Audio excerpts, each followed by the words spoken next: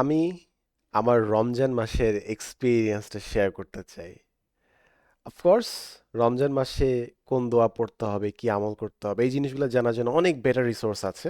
Of course you can go to those, but আমি আমার experience একজন মানুষ হিসেবে আমি কি কি দেখি, এত বছর ধরে কি দেখে আসছি, কেমন ফিল করতেছি অ্যান্ড এভরিথিং, এটা আমি শেয়ার করতে চাই। অনলাইনে যখন আমি মানুষকে কথা বলতে দেখি রমজান নিয়ে, আমরা বিভিন্ন ছোট ছোট পকেটস অফ ডিসকাশন দেখি।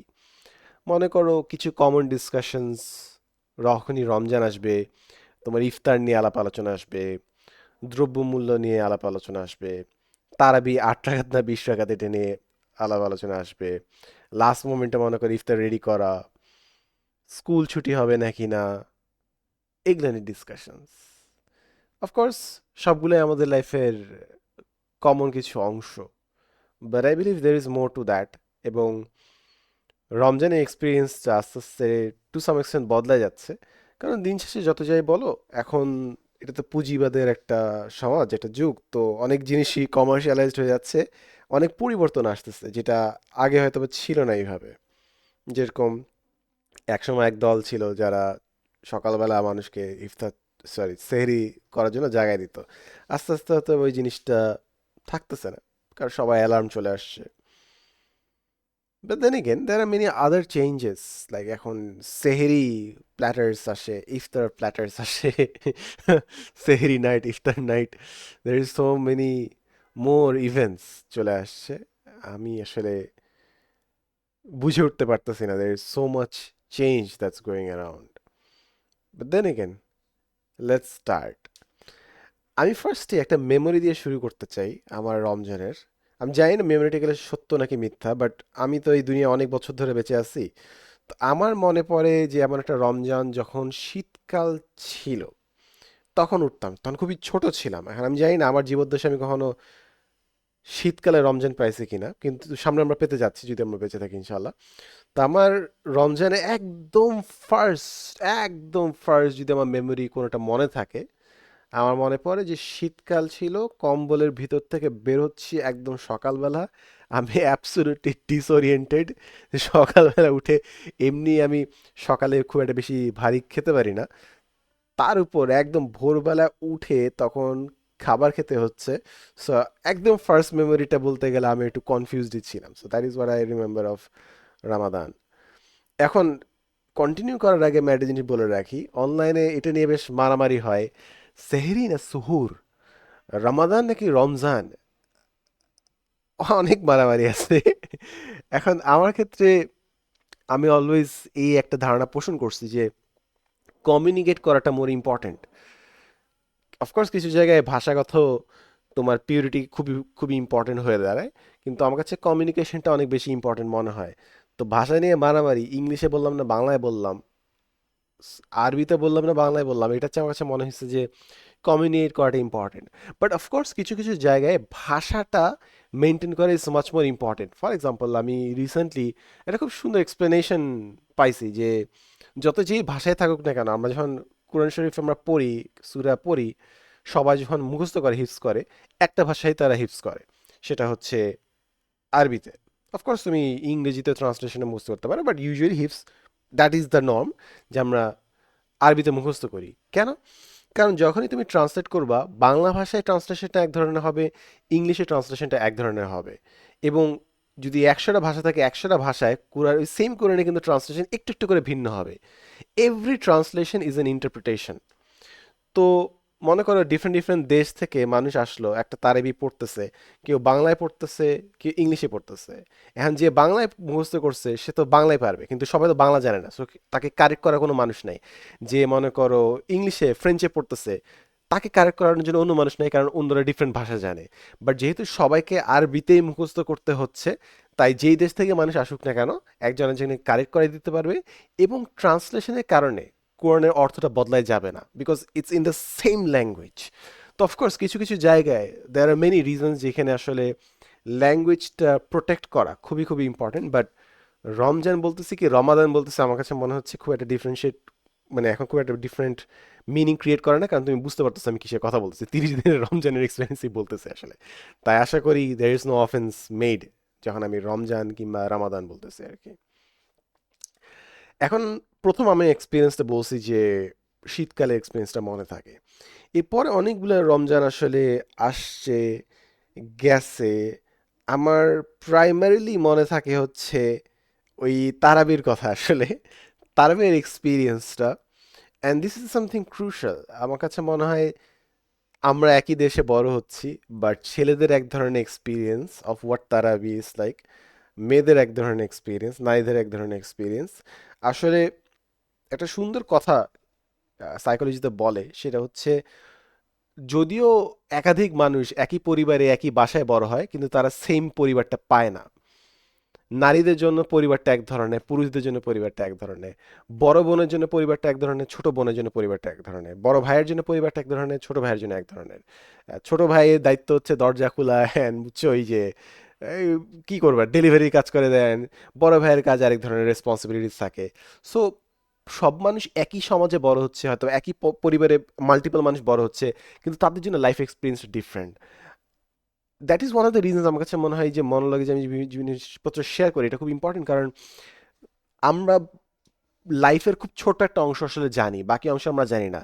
যেরকম অনলাইনে ফেসবুক তুমি ইউজ করতে পারো, বাট একজন পুরুষের কাছে যে বিজ্ঞাপন আসে, নারীর কাছে সম্পূর্ণ ডিফারেন্ট টাইপের এক্সপিরিয়েন্স আসে।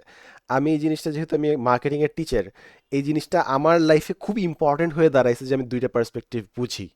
খুবই খুবই ইম্পর্টেন্ট হয়ে দাঁড়াইছে, কারণ আমি যেসব বিজ্ঞাপন দেখে বড় হইছি, আমি যে ধরনের ইনফ্লুয়েন্স পাইছি, মার্কেটিং এক্সপোজার পাইছি, নারীদের ক্ষেত্রে সম্পূর্ণ ডিফারেন্ট জিনিসপত্র কিন্তু টার্গেট করা হয়। সো আমি যদি এটা না জানি, আমি খালি অর্ধেক মার্কেটিং বুঝবো, বাকি অর্ধেক মার্কেটিং কিন্তু আমি মিস করে যাব। So I make it a habit on my self to understand both the perspectives. যাই হোক, সো এত কথা কেন বললাম, কারণ আমি আমার তারাবির এক্সপিরিয়েন্সটা শেয়ার করতে চাই। সো তারাবির এক্সপিরিয়েন্স হচ্ছে আহ, ফ- কয়েকটা কয়েকটা আমি খুবই কন্ট্রোভার্সিয়াল কথা আমি না মেনশন করে মাঝখানে হঠাৎ করে বলে ফেলবো আমি। সো আমি বিভিন্ন জিনিস দিয়ে শুরু করি। তারাবির এক্সপিরিয়েন্স হচ্ছে, মনে করো পড়তে যাবা, প্রথম দিন তো অনেক ভিড় থাকে। প্রথম দিন এভরিওয়ানস হাইপড, এবং 27 তারিখের রাতে আরো বেশি হাইপড, সবাই পুরো মানে মসজিদ ভাইসে যাবে আর কি। এখন তুমি যদি মনে করো ডেইলি নামাজ পড়ো, ডু নট জাজ পিপল যারা নামাজ পড়তে আসছে 1 তারিখ, কিংবা মনে করো 27 তারিখ যারা অনেক বেশি হাইপে আসছে। ইটস লাইক অনেকে থাকে না যারা জিম করে, কিন্তু জানুয়ারির প্রথম দিনে যারা অতিরিক্ত জিম করতে আসবে, তাদেরকে একটু জাজ করে যে বড়া আসছে, সারা বছর কোনো নামগন্ধ নেই, বছরের ফার্স্ট দিনে এসে উড়াই দিবে।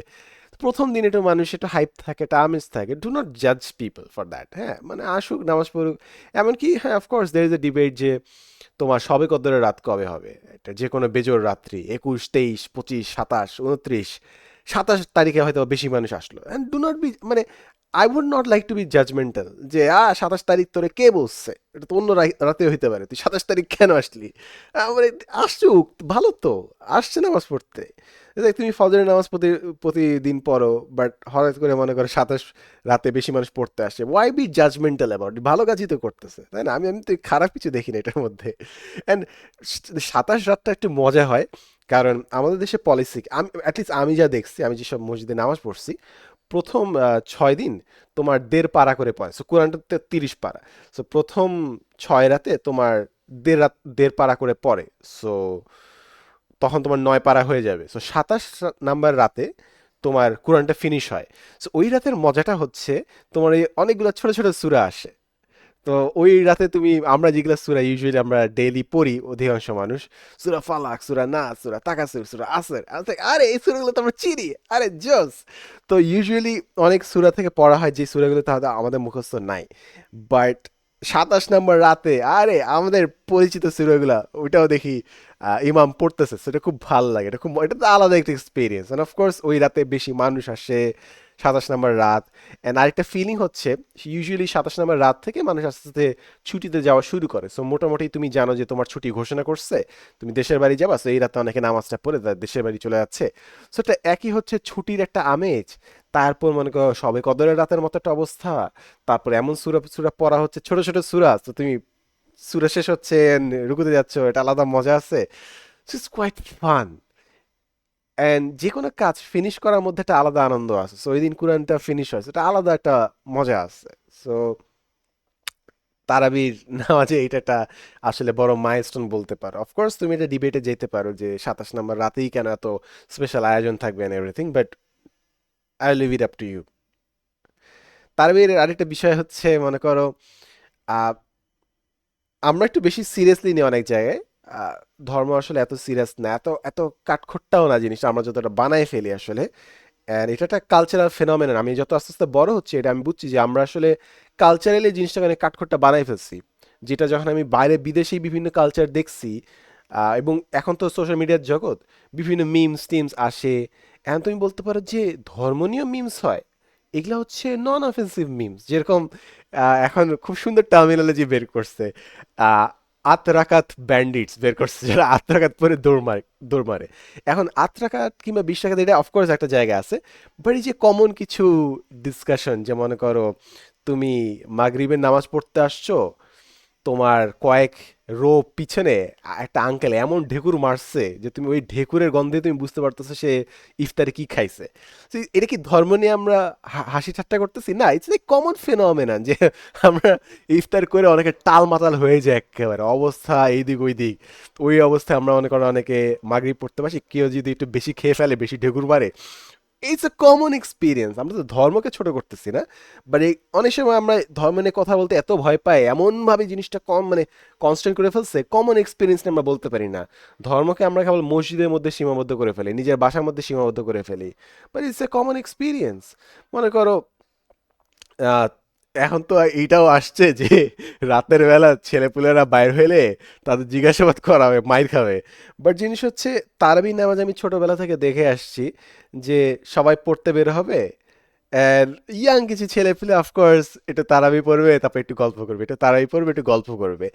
মে আল্লাহ গাইড দেম, হয়তো বা তারা সামনে আমার চেয়ে বেশি ধার্মিক হবে, maybe they will be more pious than you. এটা আমরা কি বলতে পারি? আমরা কোন পরিস্থিতিতে মৃত্যুবরণ করতে হবে এটা কি বলতে পারবো? কেউ জানতে পারবো? দেয়ার আর মেনি পিপল আমাদের ধর্মে আছে যারা একসময় ইসলামের প্রচুর ঘোর বিরোধী ছিল, তারপর তারা ওয়ান অফ দ্য বেস্ট সাহাবাস হয়ে গেছেন। সো একটা মানুষের পাস দিয়ে তো তার ফিউচার আমরা কোনোদিনও বলতে পারবো না, আমরা তো জানি না। তো আমি দেখি, আমি বলতেছি না যে অফকোর্স নামাজ গ্যাপ দিয়ে তোমরা আড্ডা মারো, বাট ইটস এন এক্সপিরিয়েন্স যেটা আমি দেখছি। তো রাতের বেলা তো সাধারণত ছেলেপুলে বের হইতে পারে না, বাট এই তারাবিটা থাকলে একটা এক্সকিউজ থাকে যে হ্যাঁ, হ্যাঁ আম্মু গেলাম, হ্যাঁ আল্লাহ হাফেজ, হ্যাঁ তারাবিটা পড়ে আসতেছি, 10টার সময় শেষ হবে। বাট সে হয়তো আর 9টার সময় তারাবিটা পড়ে 8 রাকাত পড়ে ফ্রেন্ডদের সাথে ঘুরে বেড়াচ্ছে এলাকায়। তো এটা না আমার খুবই হোলসাম এন্ড কিউট লাগে, নট দ্য ফ্যাক্ট যে তারা তারাবি স্কিপ করতেছে, বাট দেন এগেন মানে তারা তো নামাজ পড়তে বেরোইছে, এবার এটার পরে তারা ডিসকাশন করতেছে, হেঁটে বেড়াচ্ছে। বিকজ আমারও এরকম একটা সময় ছিল যখন আমরা ফ্রেন্ডদের সাথে এইভাবে বের হইতাম। মনে করো 8 টাকাত পড়লাম কিংবা 20 টাকাত পড়লাম, তারপরে একটু মনে করো বের হইলাম, রাস্তায় হাঁটলাম, একটু দোকানে চা নাস্তা কিছু করলাম রাত 10টার সময়, সাড়ে 10টার সময়। So that is so cute. আমার না এটা বিরক্ত লাগে না যে ওরা বাইরেছে, যে চ্যানেলে মাইট দিয়ে আসি কিংবা নিশ্চয়ই ওরা কোনো গ্যাঞ্জাম করতেছে, উল্টো আমার কাছে হোলসাম লাগে যে perhaps this is the best time of their life. এই জিনিসটা তারা হয়তো বাকি পুরোটা লাইফ তাদের লাইফে বাস পিছন ফিরে তাকাবে যে আরে কত সুন্দর দিন ছিল, আমরা এটা করতাম। আমি মনে হয় আমি আজকের এই মহলাকে বারবার অ্যাপোলজাইজ করতেছি যে দেখেন আমি এটা রেকমেন্ড করতেছি না, তারাবি নামাজ পড়েন ঠিক মতো। ভাই আমি জাস্ট এক্সপিরিয়েন্সটা বলার চেষ্টা করছি, that's all. I am not gonna be apologetic anymore, just এক্সপিরিয়েন্সটা বলার চেষ্টা করব। তারাবি নামাজে আরো অনেক কিছু হয়। মনে করেন 8 রাকাতের পর নাকি বের হয়ে যাবে, কিংবা মনে করেন আপনি সামনে যাবেন না পিছে থাকবেন, কিংবা মনে করেন নামাজের মাঝখানে আপনি ভুলে গেলেন যে 8 রাকাত চলতেছে না 12 রাকাত চলতেছে। যেরকম আমারই লাস্টবার হয়েছে, সেটা হচ্ছে যে 12 রাকাত হয়েছে, তারপর আচ্ছা ঠিক আছে ফিনিশ, আচ্ছা ও না আরো বাকি আছে। আমি ভাবছি 20 রাকাত, বাট আসলে হয়েছে 12 রাকাত। আচ্ছা আচ্ছা, ঠিক আছে 16 রাকাত পরে আমি ভাবছি শেষ হয়েছে, ও না আরো 4 রাকাত বাকি আছে। তো ওই মানে আমি বিউইল্ডার যে ভাই এত বড়। পরে আমি খেয়াল করলাম যে আচ্ছা 1.5 পারা পড়ানো হচ্ছে, 1 পারার জায়গায় 1.5 পারা, সো এই জন্য অনেক লম্বা হচ্ছে। So these are the experiences. এখন তো নামাজে আর অনেক জিনিসপত্র হয়, মানুষ বোতল নিয়ে যায়, মানুষ জায়নামাজ নিয়ে যায়। So there is so much more experience to it. So I guess আমি তারাবি নিয়ে যা বলার কথা আমি অনেক কিছুই বলে ফেলছি, রিপিটেটিভ পর্যায়ে চলে যাচ্ছে।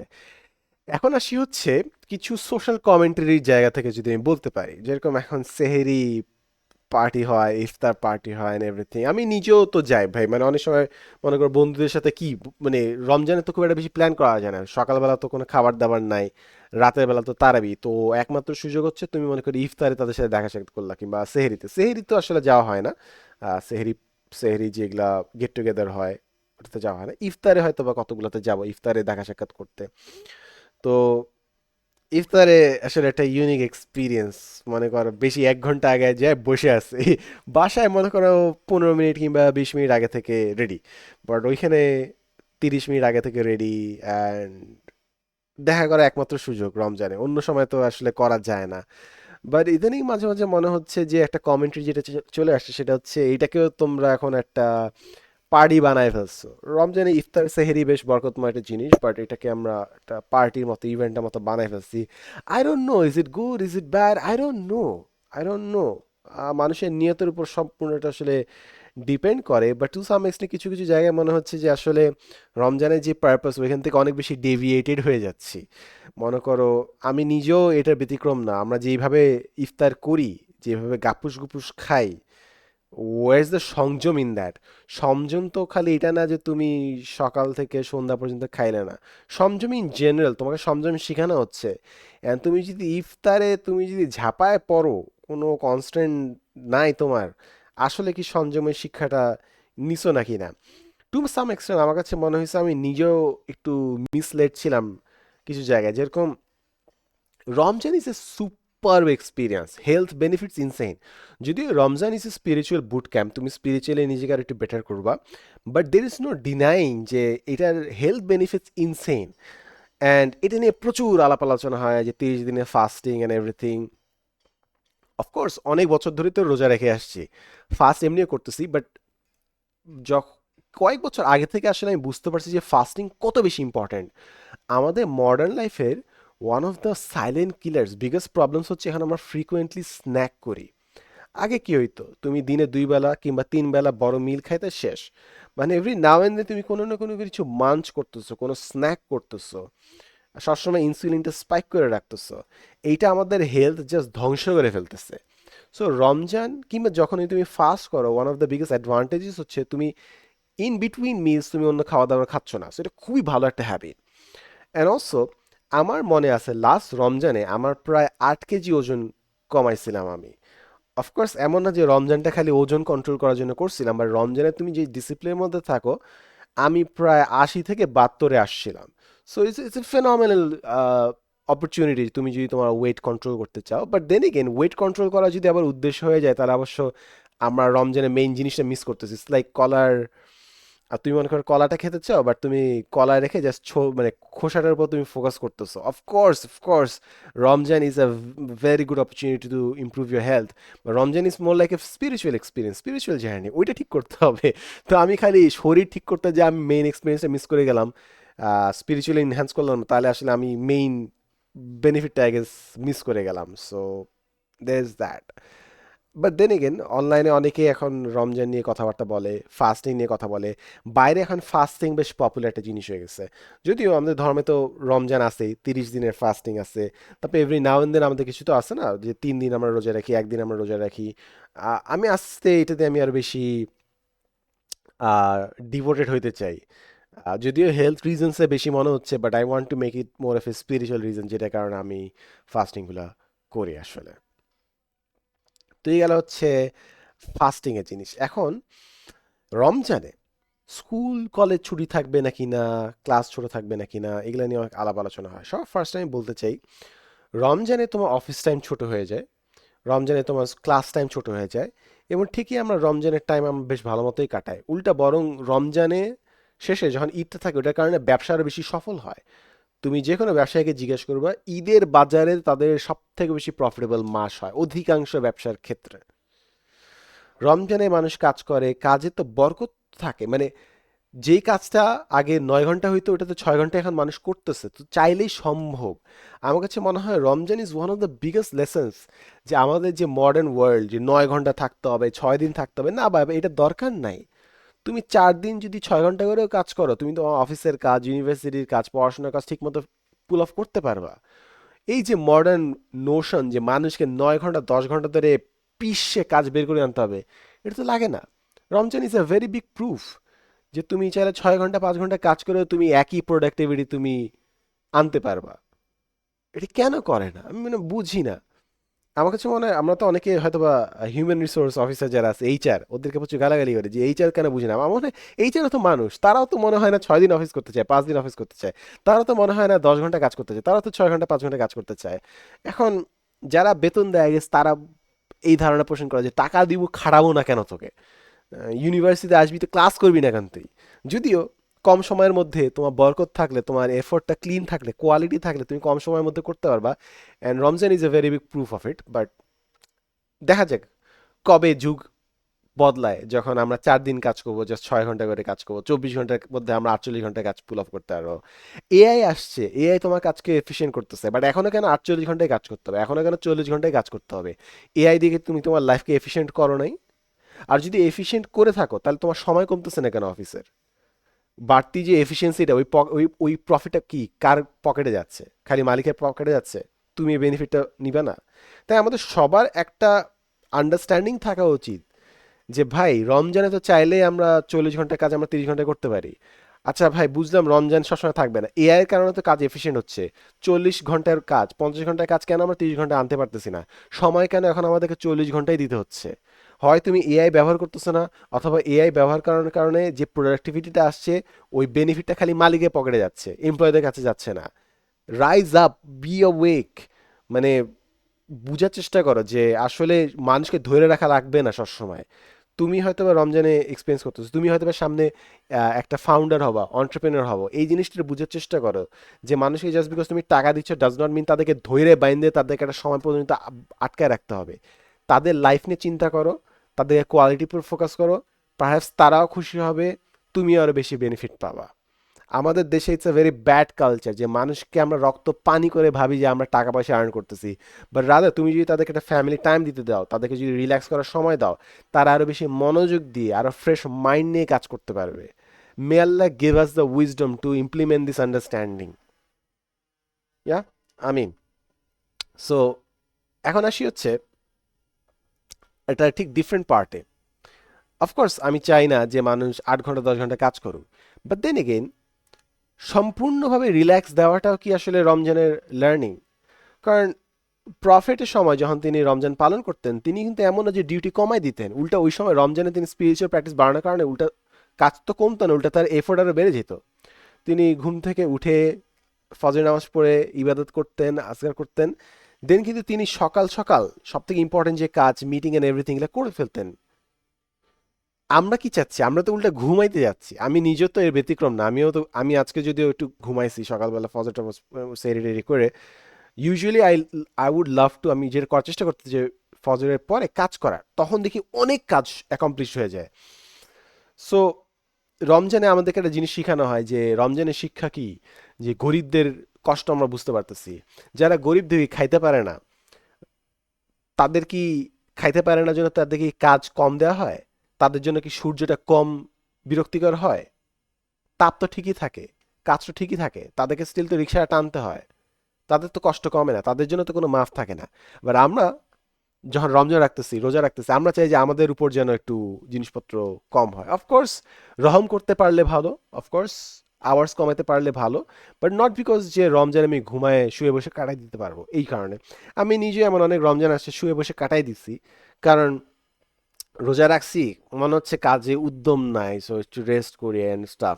বাট পরে বুঝছি যে আমি যত শুয়ে থাকবো তত শুয়ে থাকতে ইচ্ছা করবে। It's like Newton's law in somewhere another. যত লেজি অবস্থায় থাকবো তত কাজ হবে না, উল্টা আমি যদি একটু রানিং একটু মোমেন্টামে থাকি, রোজা অবস্থায় I can accomplish even much more. উল্টা এইটা নিয়ে একটা ফেনোমিনাল মাইন্ডসেট যেটা চেঞ্জ হয়েছে সেটা হচ্ছে, তুমি এটা রিসার্চ করে দেখতে পারো, পেটে সবসময় খাবার থাকলেই যে তুমি আরো ভালো পারফর্ম করবা, নট নেসেসারিলি। অনেক সময় পেটে বেশি খাবার পড়লে, কিংবা তুমি বেশি সুগারি জিনিস খাইছো, তোমার একটা মেন্টাল ফগ থাকতে পারে, তুমি আরো বেশি টায়ার্ড থাকতে পারো। কারণ আমাদের পেট যখন খাবার পায় সে অনেক এনার্জি দেয় ওই খাবারটাকে এনার্জিতে কনভার্ট করতে, আমাদের কিন্তু হিউজ একটা এনার্জি যায় বিভিন্ন ফুড যেটা আমরা কনজিউম করি এটাকে বডির জন্য প্রিপেয়ার করতে। সো তুমি যখন খাবার দাবার খাইলা, তোমার বডি কিন্তু মোড়ে আছে এই খাবারটাকে প্রসেস করতে হবে, স্যার হিউজ এনার্জি ওই খাবারটা প্রসেস করতে যায়। ওই টাইমে যদি তুমি ফিজিক্যাল অ্যাক্টিভিটি করতে যাও, it's not going to be optimal. ওই মোমেন্টে যদি তুমি পড়াশোনা করতে যাও, it might not be optimal. খাওয়া দাওয়া করার পরে যদি তুমি পড়তে বসো, টলতেছো তো তুমি, রাইট? সো অনেক সময় খাবার দাবার খাওয়ার কয়েক ঘন্টা পরে কিংবা যখন পেটে খাবার নাই, তখন এক্সারসাইজ করা তোমার জন্য বেটার, তখন পড়াশোনা করা তোমার জন্য better, you will be much more sharper তখন। এই জিনিসটা না আমি আসলে কখনো ভেবে দেখি নাই। তুমি তো একটা জিনিস জানোই যে সুইমিং খেয়ে দিয়ে কি সুইমিং করতে নামবা তুমি? না। খেয়ে দিয়ে কি তুমি দৌড়াতে নামবা? না। তুমি তো বুঝতেছোই খাওয়া দাওয়া করার সাথে সাথে এই জিনিসটা করা উচিত হবে না, কারণ বডি জিনিসটা প্রসেস করতেছে, তোমার অ্যাসিড রিফ্লাক্স হইতে পারে। সিমিলারলি যখন আমরা রোজা রাখতেছি, আমাদের একটা ক্ল্যারিটির ফেজ থাকে যখন আমরা খাচ্ছি না, and our mind is our শার্পেস্ট, that is the most productive time. এবং আমাদের কিন্তু এই সময়টা সবসময় থাকে না, কারণ ইদানিং মডার্ন যুগে আমরা কন্টিনিউস স্ন্যাক করে যাই। So Ramzan is again N point যেখানে আমরা অনেক বেশি প্রোডাক্টিভ হইতে পারি, বাট শুয়ে বসে কাটাই দেওয়ার জন্য আসলে জিনিসটা হচ্ছে না। সো আমি এতক্ষণ যেগুলা পয়েন্ট বললাম আসলে এগুলা অনেকটা দুনিয়াবি পয়েন্টই আমি বললাম, যে productivity, health benefits, Ramzan in experience and everything. So এতগুলো জাস্ট দুনিয়াবি কথা বললাম, বাট আমার কাছে মনে হচ্ছে যে Ramzan is more like a spiritual boot camp. আমি এই জিনিসটা অনেক আগে জানতাম না, সেটা হচ্ছে যে রমজানের জন্য নবী রাসূল সাহাবারা অনেক আগে থেকে প্রিপারেশন নিতেন। অর্থাৎ আমরা কি করি, রমজান আসছে আছে তারপর আমরা রুটিনটা অ্যাডজাস্ট করি, 3 থেকে 5 দিন আমাদের অ্যাডজাস্ট করতে চলে যায়, যে 3 থেকে 5 দিন আছে একটা ঘোরের মধ্যে আছি, তারপর আমরা রমজানের রুটিন স্কেজুয়াল ঠিক করবো, যাচ্ছে যে স্কেজুয়ালে আসছে এটা কন্টিনিউ করবো। বাট সাহাবারা নবী রাসূল অনেক আগে থেকে প্রিপারেশন নিতেন, কারণ রমজান ইস লাইক তাদের জন্য একটা ম্যারাথন ছিল, যে এই টাইমে তারা স্পিরিচুয়ালি যা কামাই করে নিতে পারবেন, পুণ্য যতটা নিজেদেরকে আরো মাফ করায় নিতে পারবেন, যত এনহ্যান্স করতে পারবেন, সেটা তারা প্রিপেয়ার হইতেন রমজানের জন্য। So that was Ramjan. Ramjan was not time to relax, but rather to amp up your efforts for the hereafter and as well as this world. তো এই জিনিসটা আমরা কয়জন করি? অ্যাটলিস্ট এইবার হয়তো আগে থেকে একটু প্রিপেয়ার্ড ছিলাম to some extent or other. কিংবা মনে করেন আমার কাছে মনে হয়েছে অনেকে আমরা রমজানকে ক্রেভ করি যখন আসলে আমাদের স্পিরিচুয়ালি আমাদের খুব দরকার হয়। এইবার আসলে জিনিসটা একটু ডিফারেন্ট হয়েছে। I was kind of like expecting Ramzan আসবে, আচ্ছা ঠিক আছে এই কাজ করবো এই কাজ করবো, বাট অনেকের এটা একটা কমন এক্সপিরিয়েন্স যে তারা রমজানটা চায় যেন তারা একটু বেটার হতে পারে। And it's a very common human urge. যখন জানুয়ারি 1 আসে মানুষ কী করে, নতুন জিম মেম্বারশিপ নেয়, তারা নতুন প্ল্যান তৈরি করার চেষ্টা করে, তারা নিউ ইয়ার রেজলিউশন তৈরি করার চেষ্টা করে। অনেকেই হয়তো বা কন্টিনিউ করতে পারে না ফর মেনি রিজনস, কারণ জানুয়ারি একটা খালি একটা দিন, ওই একটা দিনে উইল পাওয়ার থাকতে পারে, একদিন উইল পাওয়ার অনুযায়ী তুমি কিছু কাজ করে ফেলতে পারো, বাট কন্টিনিউয়াস তো আর থাকতেছে না। জানুয়ারি 1 তার প্রতিদিন আসতেছে না, তারপর তো জানুয়ারি 2, 3, 4, 5 আসতেছে। বা রমজান হচ্ছে 30 দিনের একটা শিফট, 30 দিনের একটা ম্যারাথন। তো তুমি যদি চেঞ্জ করতে চাই 30 দিন, অ্যাটলিস্ট তুমি তো একটা সংযমের মধ্যে আসো, ফুড হ্যাবিটের মধ্যে তো আসো, অ্যাটলিস্ট তোমাকে তো সকালে উঠতে হচ্ছে এবং ইফতার তো করতে হচ্ছে। So if you want to discipline yourself, January 1 চেয়ে Ramjan is a much way better opportunity to put yourself in a schedule, নিজেকে স্কেজুলে আনার জন্য, রুটিনে আনার জন্য। So may Allah grant us the opportunity to use it really well, really well. And of course অনেক তো benefit আছে, সোয়াব বেশি and everything. আমার কাছে এটা আরেকটা জিনিস যে হ্যাঁ সোয়াব, পাপ পুণ্য আছে, পাপ পুণ্য আল্লাহ রাখছে, এটা একটা হিন্টের জন্য আল্লাহ রাখছে যে কোনটা ভালো আমাদের জন্য কোনটা খারাপ আমাদের জন্য। বাট আমার কাছে অনেক সময় মনে হচ্ছে যে আমরা কন্টিনিউসলি খালি পাপ পুণ্য সোয়াব সোয়াব সোয়াব, হ্যাঁ অফকোর্স এটা চিন্তা করা দরকার, but Ramzan is a spiritual experience to connect with your divine nature. তো আমি ওইটা করার চেষ্টা করব, আর একটু বুঝার চেষ্টা করব যে কেন করতেছি, কি করতেছি, বিভিন্ন বই পড়ার চেষ্টা করতেছি। লাইক এখন আমার যখনই কোনো জিনিস না জানতে ইচ্ছা করে, আহ, সিরাটা পড়ার চেষ্টা করি, নবীর জীবনীটা পড়ার চেষ্টা করি যে নবী কি করছেন। অ্যান্ড আমি এখন বুঝতেছি যে সিরা পড়াটা অনেক বেশি ইম্পর্ট্যান্ট হচ্ছে, কারণ কোরআন শরীফ মানে অনেকবার পড়ছি, অনেকগুলো ট্রান্সলেশন সহ পড়ছি, বাট সিরাটা পড়লে, কনটেক্সটটা বুঝলে আসলে আরো অনেক বেশি ক্ল্যারিটি আসা যায়। আমি অনেকবার কোরআন শরীফ পড়লেও যখন আমি সিরাটা পড়তেছি, নবীর জীবনী পড়তেছি, আমি আসলে কনটেক্সটটা বুঝতেছি। অ্যান্ড আমার কাছে মনে হয় this is a even a better time, কারণ এখন অফকোর্স সোয়াব বেশি পাচ্ছি অ্যান্ড আন্ডারস্ট্যান্ডিংটা একটু বেটার করতেছে। সো আমার এখন কারেন্ট যে কাজটা করি, যখনই কোনো জিনিসটা আমার জানতে হয়, আমি যেটা করি যে ক্লাসিক্যাল বইগুলো পড়ি। যেটা ক্লাসিক বই, যেটা নিয়ে একদম ফান্ডামেন্টাল যে বইগুলো লেখা হয়েছে, স্বপ্ন নিয়ে যে বইটা লেখা আছে, আচ্ছা, কিংবা তওবা করা নিয়ে যে বইটা লেখা আসছে, সো এগুলো আমি পড়ার চেষ্টা করি। কারেন্টলি আমি যদি বলি, আমার মোটিভেশন কাজ করে হচ্ছে there is a science to spirituality. আমার কাছে মনে হয় দের ইজ, মানে, of course faith is faith, and of course there is something beyond logic, but স্পিরিচুয়ালিটিরও একটা সায়েন্স আছে আমার কাছে মনে হয়, মানে উইচ আমি আমি বলতেছি না, এটা আমার কথা, প্লিজ এভাবে মাইনে নিও না যে সাদমান ভাই বলছে এটা, আমি অফকোর্স খুব বেশি জানি না, বাট আমার কাছে এখন যে জিনিসটা আমি খুব কিউরিয়াস, আমার কাছে মনে হচ্ছে there is a science to spirituality. For example, যেরকম আল্লাহ বলছে যে আমাকে স্মরণ করো, আমাকে স্মরণ করো, এখন আল্লাহর কি ভ্যালিডেশনটা কন্টিনিউসলি দরকার? আল্লাহ কি কারো মুখাপেক্ষী? আল্লাহর কি নিডটা আছে আমাদের কাছ থেকে? না। বাট আল্লাহ বারবার তাকে স্মরণ করতে বলছে, বিকজ তাকে স্মরণ করলে হয়তো আমরা উল্টাপাল্টা যে চিন্তা ভাবনা আছে ওখান থেকে আমরা দূরে থাকতে পারবো। সো ইটস নট লাইক যে আল্লাহর ভ্যালিডেশনের জন্য আমরা তাকে জাস্ট স্মরণ করতেছি, এটা আমাদের আসলে বেশি দরকার। রিসেন্টলি আমি যেটা আরেকটা জিনিস করার চেষ্টা করতেছি, সেটা হচ্ছে টু আন্ডারস্ট্যান্ড তাওবা কিংবা ফরগিভনেস। আল্লাহ বারবার ইস্তিগফার করতে বলছে, আমাদের প্রফেট কিংবা যাদেরকে জীবিত থাকা অবস্থায় বলা হয়েছিল যে তারা জান্নাতে যাবে, তারা প্রচুর মাফ চাইছে, প্রচুর ভয়ে ছিল যে আল্লাহ কি তাদেরকে মাফ করবে নাকি না। এখন মাফ করা কিংবা ইস্তিগফার কন্টিনিউসলি রিপেন্ট করতেছি, ইটস নট লাইক যে আল্লাহ তো বলেই দিছে যে আল্লাহ তো রহমানুর রহিম, গাফুরুর রাহিম, all forgiving, but still there is more to it. আমরা কন্টিনিউসলি রিপেন্ট করতেছি। আমার কাছে মনে হয়েছে যে আমরা কন্টিনিউসলি অন্য মানুষের ভুল খুঁজি, অন্য মানুষের দোষ দেখি। তুমি যদি ফেসবুক সোশ্যাল মিডিয়াতে যাও, খালি অন্য মানুষের লাইফে কি গ্যাঞ্জাম করছে, কি আকাম করছে, কুকাম করছে, কি করতে পারে নাই, ফটো কার্ডের যুগ চলে আসছে, একজন একজনের নামে জিনিসপত্র শেয়ার করতেছে। বাট ইস্তিগফারের কনসেপ্টটা যদি তুমি দেখা, যে তুমি তোমার নিজের গুনাহ মাফ করা নিয়ে তুমি হাইপার ফোকাসড হয়ে আসছো, আল্লাহর কাছে জাস্ট মাফ চাচ্ছ তুমি।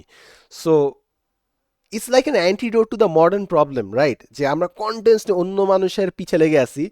But if you really focused on ইস্তিগফার, if you really focused on asking for forgiveness, আল্লাহর কাছে যদি তুমি মাফ চাওয়া খুঁজো, অন্য মানুষের ভুল খোঁজা নিয়ে কি খুব একটা সময় তুমি কাটাতে পারবা?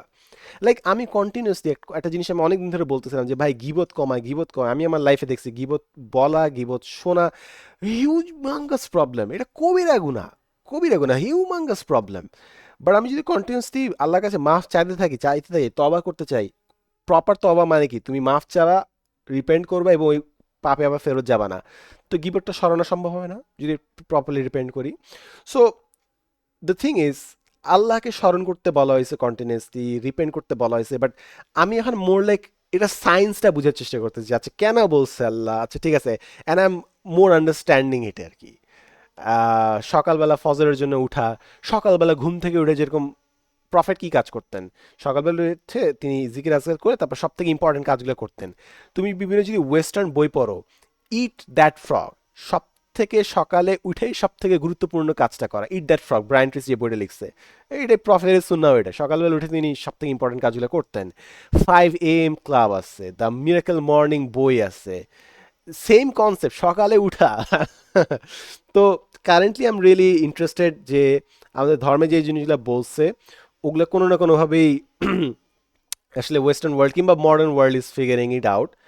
বাট আমি ওই ধরনের আন্ডারস্ট্যান্ডিংও যেতে চাই না যে কন্টিনিউসলি হ্যাঁ আমরা আলজেব্রা আবিষ্কার করছি, আমরা আলজেব্রা আবিষ্কার করছি, আমরা জাস্ট পাস্ট যে কাজগুলো করছিলাম ওইটাতে আমরা ফিক্সড হয়ে থাকি। না, আমি মডার্ন ওয়ার্ল্ডে আমি জিনিসটা আনতে যাচ্ছি, মডার্ন ওয়ার্ল্ডে কীভাবে Islamic teachings actually is the antidote two modern problems, এইটা আসলে আমি বের করতে মাচ মোর কিউরিয়াস। আমি জাস্ট আরেকটা জিনিস বলে আমি শেষ করি, সেটা হচ্ছে লাস্ট দিন আমরা পাঁচজন, দেয়ার ওয়াজ অ্যানাদার ফিটনেস কোচ যে আসলে বিভিন্ন জিনিস শিখাচ্ছিল আমাদেরকে, যে fitness maintain and everything. So at some point আমাদেরকে শিখাচ্ছিল HIIT, হিট নামে একটা জিনিস আছে। সো বেসিক্যালি ইন্টারমিডিয়েন্ট ফাস্টিং শুনছো, ইন্টারমিডিয়েন্ট ওয়াকিংও আছে একটা জিনিস। সেটা হচ্ছে তুমি 10 মিনিট হাঁটবা, 10 মিনিট জোরে হাঁটবা, তারপর আবার 10 মিনিট নর্মাল হাঁটবা, 10 মিনিট জোরে হাঁটবা। সো কেউ যদি হজের প্রক্রিয়াটা জেনে থাকো, সাফা মারওয়াতে যেভাবে হাঁটাহাঁটি করা হয় অনেকটা ওইরকম। আমি আর বিস্তারিত বলতেছি না, you will figure it out on your own. So I am loving figuring out, যেটা আসলে বিভিন্ন top athletes, top experts figure out করতেছে, but that has been recommended by Islam and সুন্না লং এগো। আমাদেরকে অনেক সময় যে জিনিসটা বলে দেওয়া হয় এটা কর ওটা কর, বাট এর পিছনে এক্সপ্লেনেশনটা দেওয়া হয় না। সো লাইক ওয়েস্টার্ন ওয়ার্ল্ড যারা সায়েন্স বেস জিনিসটা ফিগার আউট করে, তারা লাইক সায়েন্সটা ফিগার আউট করার চেষ্টা করে, অ্যান্ড আমার এই জিনিসটা খুব খুঁজে বের করা মানে পাজলটা সলভ করতে খুব ভালো লাগে আর এটা তো ধর্মীয় বলছে and the reason is this, দুটা কানেক্ট করতে আমার খুব ভালো লাগে। অনেক সময় যে আমাদেরকে বলছে এটা কর ওইটা কর without explaining it, I am like a person, of course faith is like total submission, but at the same time Allah যা কিছু করতে বলছে এর পিছনে তো রিজন আছে, র্যাশনাল আছে। অফকোর্স তিনি সব গায়েব জানেন, সব নলেজ আমার কাছে থাকবে না, বাট আমার জন্য স্পিরিচুয়াল প্র্যাকটিস আরও ইজিয়ার হয়ে যায়, অনেক কমফোর্টেবল হয়ে যায় যখন আমি জানি যে আমি কি করতেছি এবং সেই জিনিসটা আমি কেন করতেছি। So I am like more like a seeker and that is my current journey. So এই ছিল হচ্ছে রমজান বলতে আমার যা কিছু বললাম। সেহেরি আমি একসময় যতটা সম্ভব সেহেরি আমি মানে কম করার চেষ্টা করতাম, বাট এখন আমার কাছে মনে হয় সেহেরি is one of the most important things পুরো দিনে এনার্জির জন্য অ্যান্ড এভরিথিং। তাই সেহেরিটা আমি একটু ভারী করার চেষ্টা করি, খেজুর বলো, ডিম বলো, দুধ বলো। আচ্ছা ঠিক আছে, তোমার সকালবেলা গলা দিয়ে কোনো খাবার নামে না, figure it out, your an adult right? If your a smart person try to figure it out. তুমি তোমার বাকি পুরো লাইফ যদি তুমি রোজা রাখো 40-50 আরো যদি রোজা রাখো বছর, ফিগার ইট আউট যে কোন জিনিস তোমার জন্য কাজ করে। আমার জন্য একটু মানে লিকুইড যেরকম দুধ, এটার সাথে ডিম কিংবা খেজুর কিংবা biscuit works really well for me. So it goes a long way. So এই তো জোহরের আজান পড়ে গেছে, আমার কাছে মনে হয় that's about it. Thank you so much for listening to me. কোনো পার্টে যদি মনে হয় আমি ভুল বলে ফেলছি, অফকোর্স আমার ভুল থাকতেই পারে, correct me in a respectable manner if possible. Otherwise, it's up to you. আসলে সমস্যা নেই। So thank you so much for listening. ভালো থাকিও, সুস্থ থাকিও। আহ, আমি যেটা করছি অনেকদিন ধরে আমার জন্য, নিজের জন্য আমি দোয়া চাইছি, বাট আমি দোয়ার এটিকেট নিয়ে অনেক বই পড়ছি।